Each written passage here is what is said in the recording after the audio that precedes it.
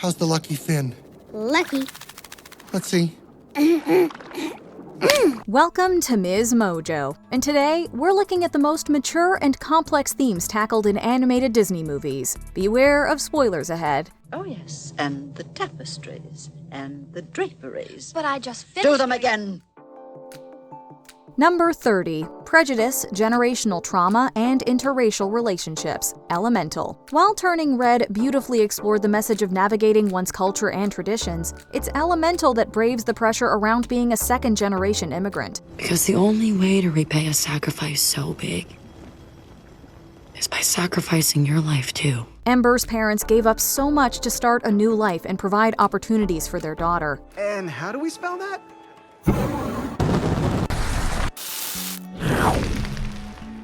How about we just go with Bernie and Cinder? We see xenophobia outright depicted on screen, and when Ember's mom finds out about Wade, there's immediate pushback against any sort of romantic relationship between the two.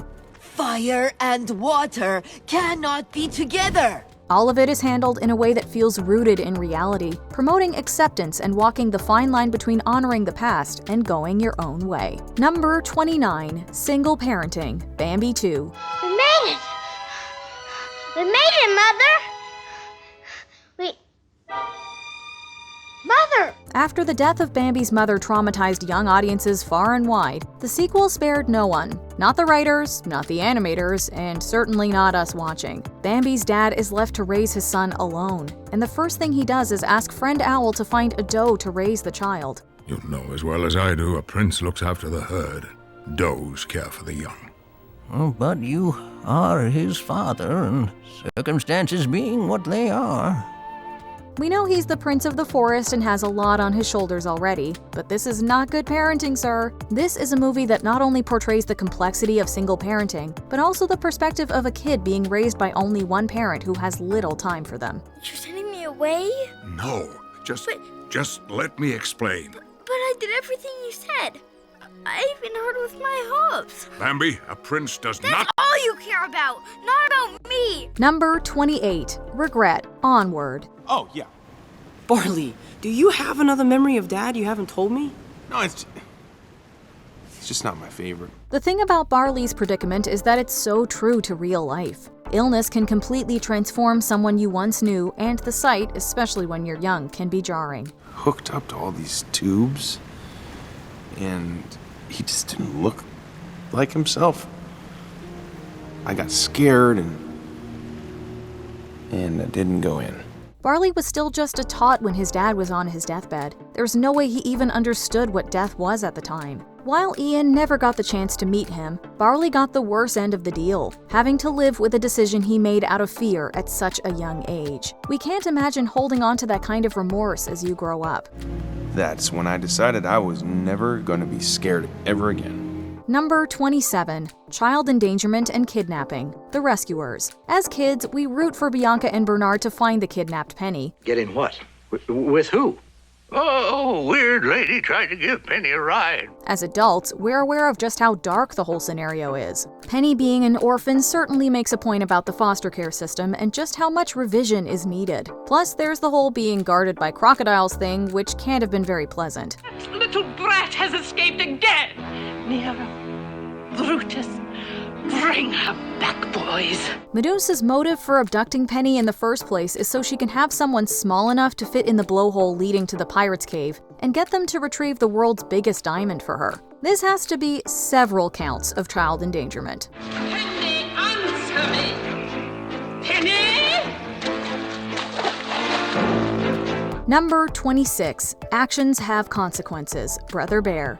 It may seem like a callow life lesson, but the way Brother Bear tells it, the advisory is impossible to forget. What's it about? Well, it's kind of about a man, and kind of about a bear, but mostly it's about a monster. Honor is earned, and hubris is punished in this way of life. After Kenai hunts down a bear for stealing food he didn't store properly, and his oldest brother dies in the skirmish, Kenai ends up taking the bear's life. But killing that bear is wrong. Wrong?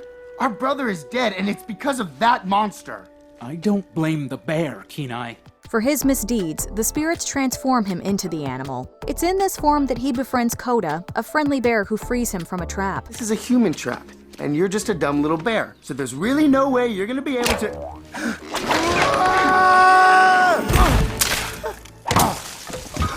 Before long, Kenai discovers that the bear he killed was actually Coda's mom, and that 2 lives could have been saved if not for his ego. It's a reminder to act out of compassion whenever we can. Number 25, Servitude and the Patriarchy, Aladdin. But oh, to be free.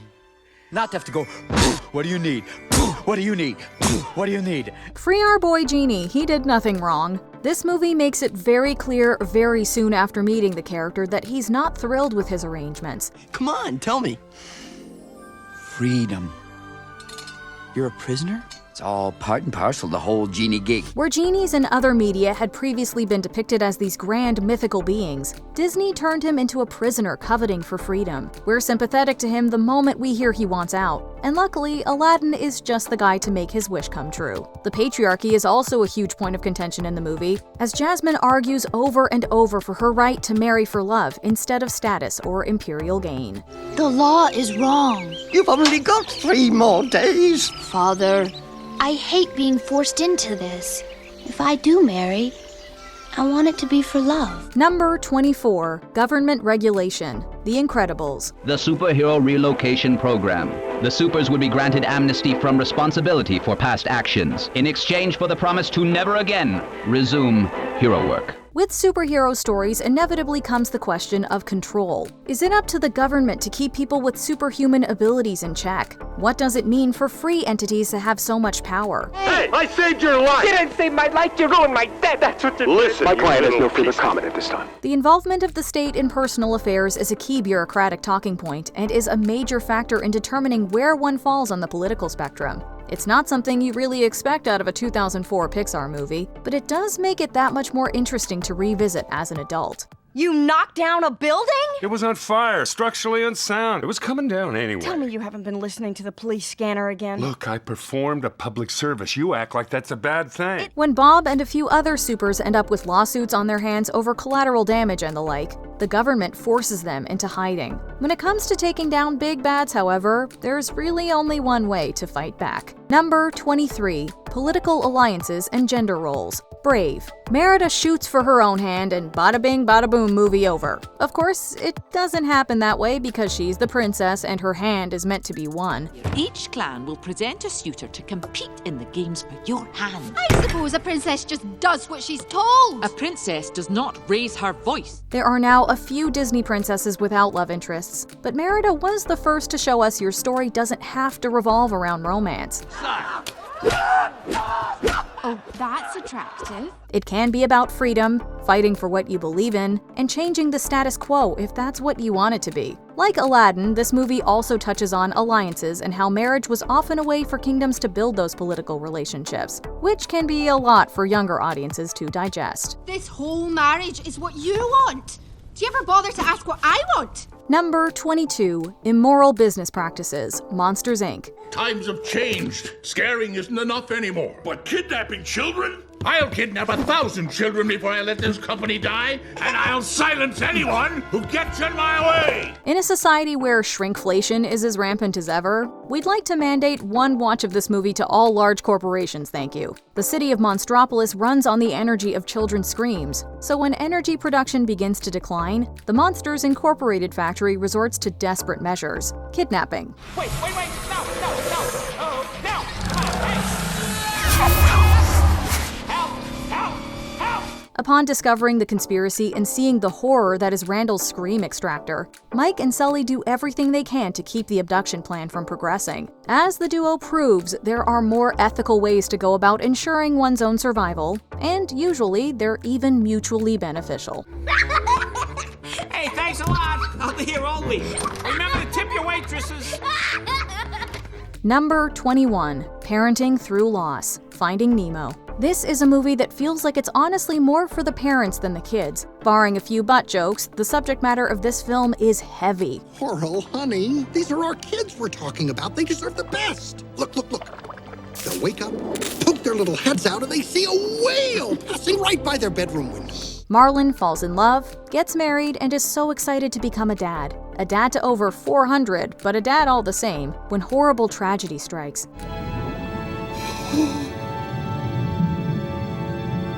Coral?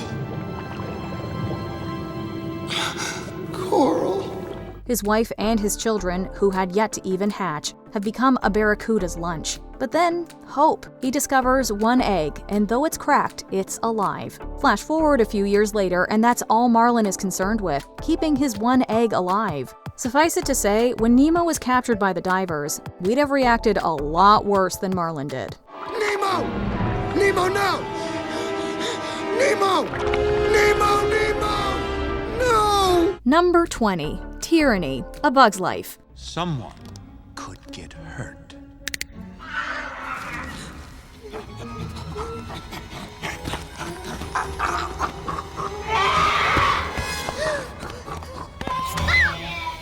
What's the matter? You scared of grasshoppers? Nature has a certain order, and according to Hopper and his gang of grasshoppers, that order includes a colony of ants giving them food every summer in exchange for protection. Of course, this whole setup is way worse than they make it sound. Basically, it's a group of bikers ruling over an entire village through threats and intimidation to keep them in line. You let one ant stand up to us, then they all might stand up. Those puny little ants outnumber us 100 to 1. And if they ever figure that out, there goes our way of life. The truth is that the ants outnumber the grasshoppers, and Hopper knows it. But the colonies become too scared to realize that they can overpower the bad guys at any time. Fortunately, sometimes it just takes one brave soul to take the stand against the crushing supremacy. You see, Hopper, nature has a certain order. The ants pick the food, the ants keep the food, and the grasshoppers leave. Number 19. Climate Change and the Effects of Oil, Cars 2. Cars 2 is far from being Pixar's most popular film, but that doesn't mean we should overlook the underlying conflict of the story. What if he found that huge oil field just as the world was trying to find something else?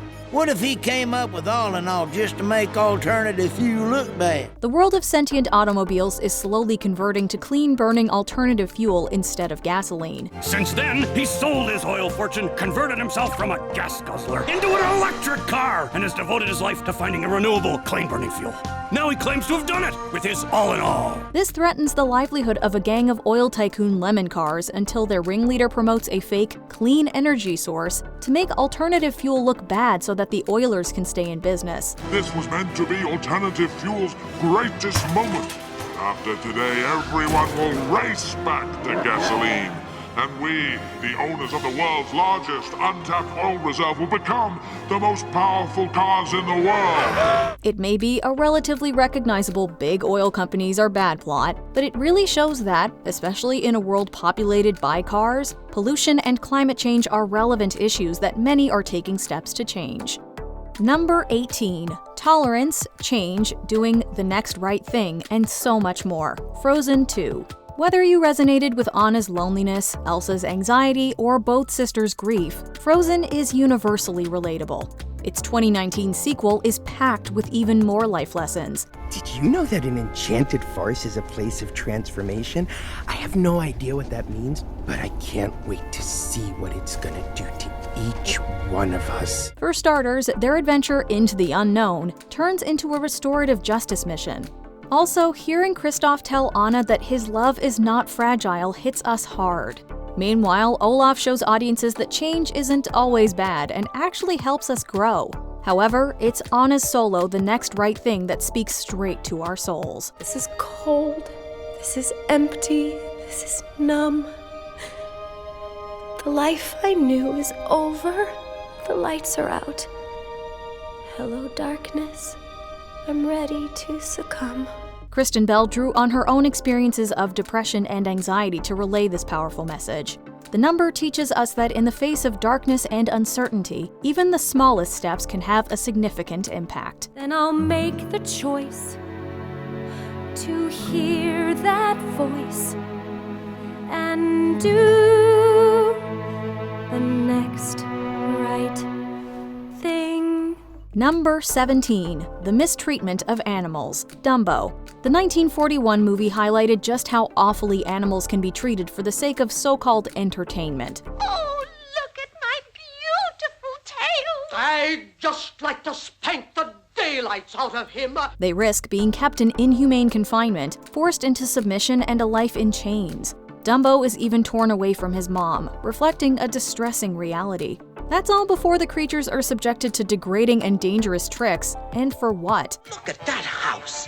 Dumbo, you're standing on the threshold of success. The film has a bittersweet ending as mother and baby reunite but still aren't truly free. The 2019 live-action remake sought to fix this, incorporating a ban on mistreating animals for entertainment and releasing Dumbo and his mom back into the wild. In reality, it's only relatively recently that some countries have ensured circuses can't involve wild animals. Friends, young and old, you have a home at our circus, where anything is possible and miracles happen. Number 16. Losing a Parent and Facing the Past, The Lion King.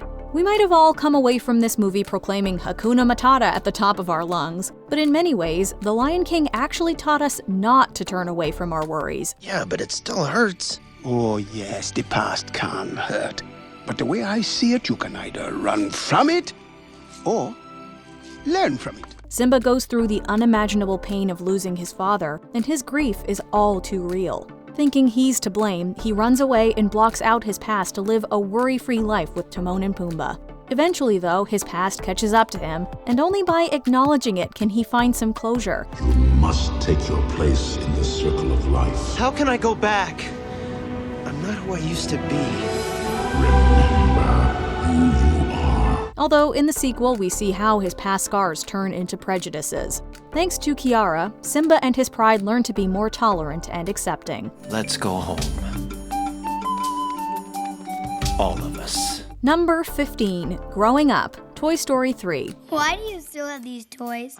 Molly, out of my room. 3 more days and it's mine. Like Andy, most of the franchise's initial demographic had grown up by the time this third installment rolled around. Pixar even did some special cliffhanger edition showings on college campuses to appeal to their original audiences. After all, who could better relate to Andy? The toys in the film, however, have mixed feelings about their impending retirement and struggle to come to terms with this new phase of their lives. We're going into attic mode, folks. Keep your accessories with you at all times. Spare parts, batteries, anything you need for an orderly transition. Orderly? Don't you get it? We're done. Finished. Over the hill. Hey, now come on, guys. We all knew this day was coming. Yeah, but now it's here. Perhaps the most affecting moment is when Andy gives his toys to Bonnie, thus officially saying goodbye to his childhood. Growing up can be tricky, and letting go can be even harder, but sometimes things have to end to make way for new opportunities. Thanks, guys.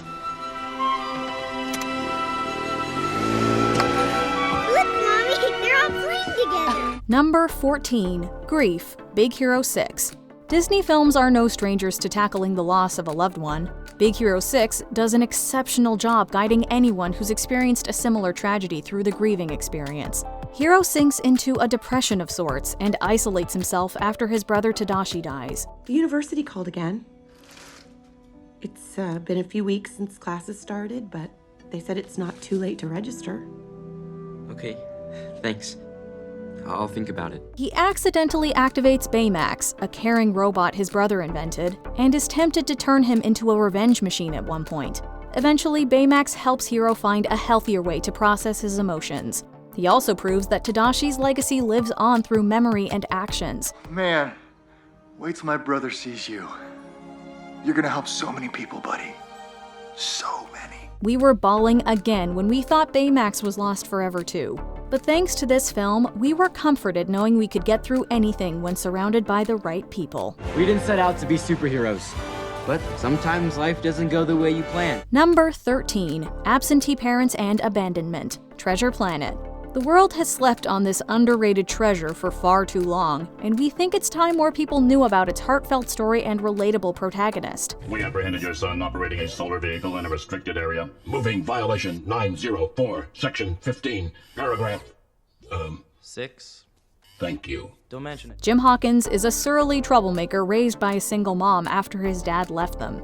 It's a poignant reflection on how tricky it can be to heal the wounds created by absentee parents. He built his first solar surfer when he was 8. And yet he's failing at school. He is constantly in trouble, and when I talk to him, he's like a stranger to me. John Silver later steps into the father figure role and teaches Jim some valuable life lessons. Even though Silver turns out to be a villain, their relationship contributes to Jim's personal growth in a major way. It might sound cheesy, but this film is about the importance of nurture and love. Look at you, glowing like a solar fire. You're something special, Jim. You're gonna rattle the stars, you are. Number 12. Loss. Up. Within roughly its first 12 minutes, Up delivers 2 gut-punching and painstakingly real hard truths. You think you got what it takes? Well, do you? Yeah, all right, you're in. Carl and Ellie are ready to start a family, but receive some devastating news. It's estimated that roughly a quarter of pregnancies end in miscarriage. Meanwhile, approximately 11% of US women struggle with fertility. Yet these topics are often still considered taboo, leaving many who experience either feeling isolated or embarrassed. So it's a bold and welcome step to see Disney acknowledge these issues so openly.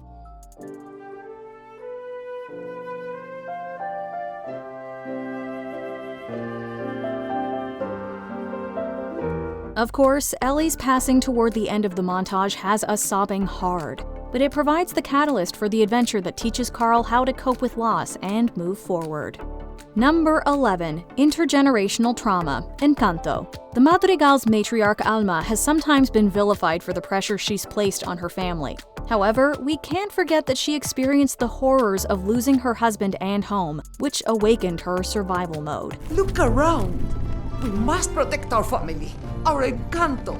We cannot lose our home. Unfortunately, her determination to protect herself and her family, and uphold the gift of their miracle, comes at a significant emotional cost to herself and her loved ones. This is best exemplified through songs like Surface Pressure and What Else Can I Do? What could I do if I just knew it didn't need to be perfect? It just needed to be, and it let me be. Mirabel tries to reason with her abuela, but it's only by acknowledging the past that she's finally able to break the chain.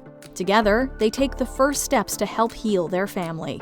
This story resonated with many, especially those from immigrant families. I asked my Pedro for help. Mirabel. He sent me you. Number 10. Problematic Parenting and Isolation. Tangled. It goes without saying that taking a child and forcing them into isolation is wrong, but we want to focus on the relationship between Mother Gothel and Rapunzel. Mother knows best. Take it from your mumsy. On your own, you won't survive.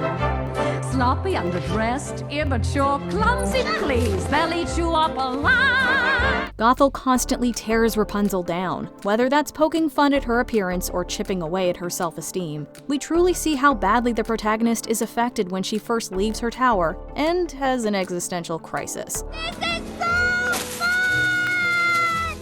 I am a horrible daughter. I'm going back. I am never going back!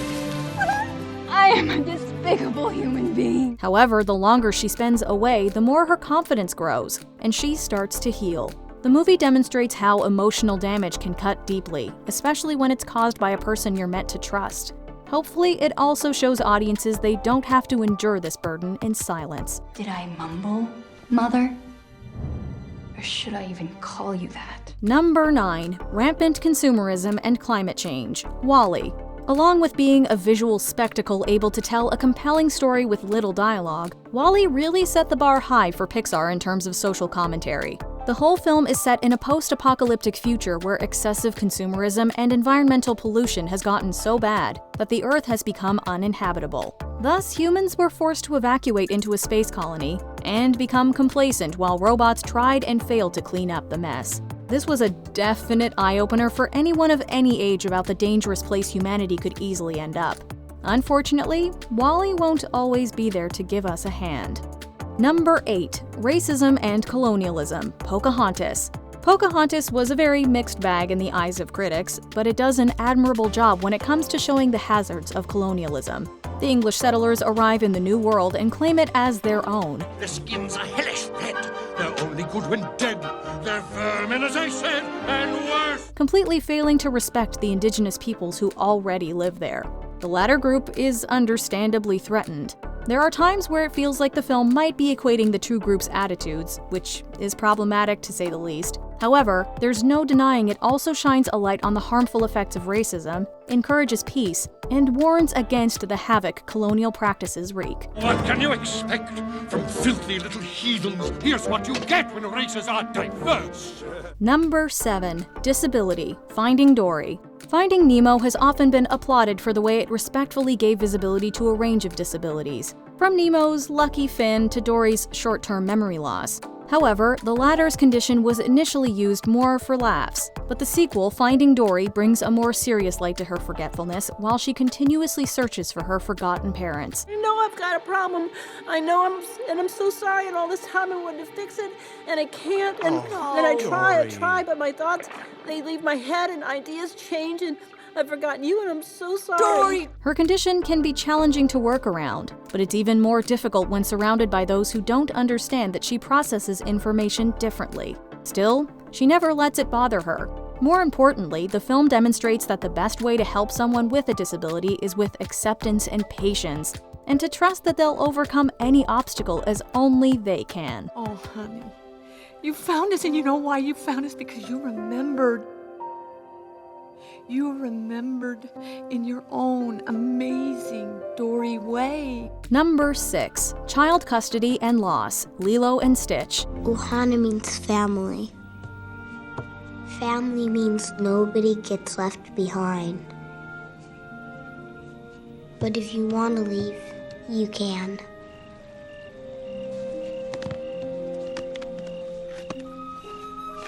I'll remember you, though. I remember everyone that leaves. With their parents' tragic death, Lilo's older sister Nani is left to be her guardian, but a social worker threatens to separate them if the home environment seems unsafe. In case you're wondering, this did not go well. You have 3 days to change my mind. Lilo's behavior doesn't help, but it's not her fault. Losing her parents at such a young age left a huge mark on her. Do you not understand? Do you want to be taken away? Answer me! No! Of course, the story of our titular misfits coming together to become best friends is heartwarming. But part of the film's success stems from its mature, realistic portrayal of a family and the effects that loss can have on children and young adults. We're a broken family, aren't we? No. Maybe a little. Maybe a lot. Lilo and Nani's family may be different, but they make sure that no one gets left behind, including the newest member, Stitch. Ohana means family. Family means nobody gets left behind. or forgotten. Number 5. Death. Coco. It only seemed fitting considering how the whole film is set during Dia de Muertos, an entire holiday dedicated to paying tribute to and remembering those we have lost. Death is usually a taboo subject in films for younger audiences, and can be shown as something to be feared. Photo, I lost it. It's okay, mijo. It's... Hector! Hector! However, Coco acknowledges that it's an unavoidable reality that viewers of all ages can learn about. In fact, understanding the concept may just help them accept it when it eventually comes. These aren't just old pictures, they're our family, and they're counting on us to remember them. Not only that, the film makes it clear that while death is difficult, our memories of the deceased matter a great deal, and we should hold on to them. Remember me, though I have to travel far. Remember me, each time you hear a sad guitar. Number 4. Mental health. Inside Out. After all, Riley's 11 now. What could happen?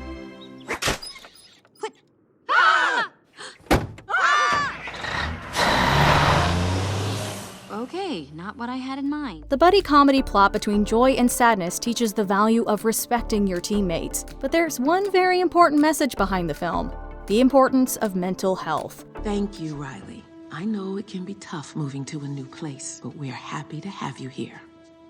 All right, everyone, get out your history books and turn to chapter 7. Joy wants young Riley to be happy, but denying her a chance to be sad only makes things worse.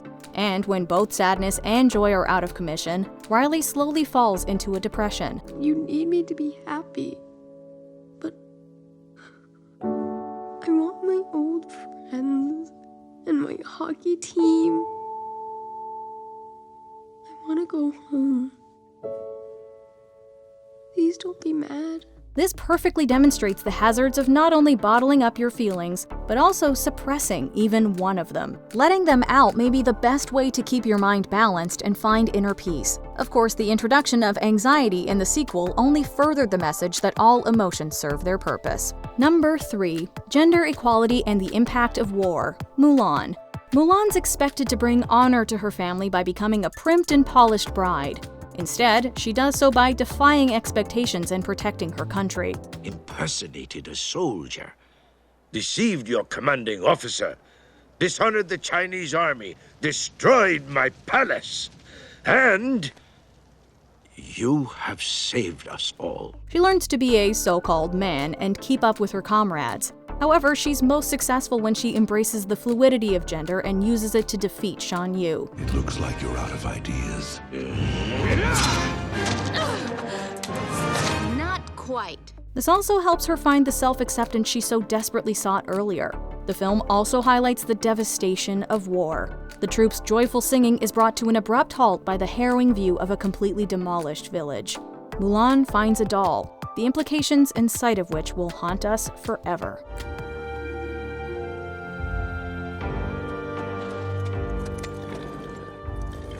Number 2. Racism, Sexism, and Prejudice. Zootopia. Even though you're a fox. What? No! No! What did I do wrong, you guys? No! Please tell me, what did I do wrong? What did I do? No!